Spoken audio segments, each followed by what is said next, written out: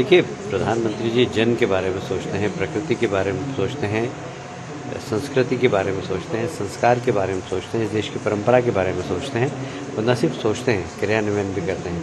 आज इसका सबसे बड़ा उदाहरण है कि चीते यहाँ पर लाए। जिस प्रकार प्रकृति का संतुलन बिगड़ रहा है और इसलिए बहुत ज़रूरी है कि वो श्रृंखला जो कि एक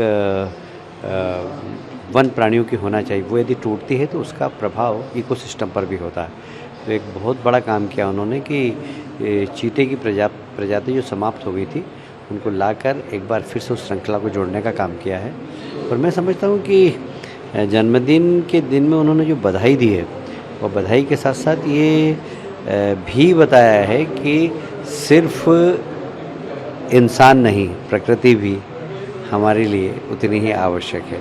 जैसा कि पंडित दीनदयाल उपाध्याय जी ने एकात्म मानववाद में कहा था कि मनुष्य के साथ साथ प्रकृति का जिस प्रकार का तालमेल है, यदि प्रकृति की आप अवहेलना करोगे तो प्रकृति भी मनुष्यता के साथ कुछ न कुछ इस प्रकार का काम करेगी जो मनुष्यता के लिए नुकसानदायक होगी। जिस प्रकार हम देख रहे हैं कि पर्यावरण का संतुलन बिगड़ा है और सारी दुनिया का क्लाइमेट चेंज हुआ है, तो हम एक क्लाइमेट चेंज को लेकर चिंतित हैं, पर ये छोटी छोटी बातें उसमें काफ़ी सहायक होती है। चीते आ गए, प्रधानमंत्री जी लेकर आए, सरकार ने 2020 में समझौता किया। अब मैं समझता हूँ कि वो श्रेय लेना चाहे तो दे देंगे, पर ज़बरदस्ती हर काम का श्रेय लें, मैं नहीं समझता कि ये तो हमने किया था, ये तो हमने किया था। ये विपक्ष में एक आदत सी पड़ गई है कि जब भी प्रधानमंत्री जी कोई नई चीज़ की शुरुआत करते हैं, इसकी शुरुआत तो हमने की थी, राम मंदिर का निर्माण हो रहा है, ताले तो हमने खुलवाए थे।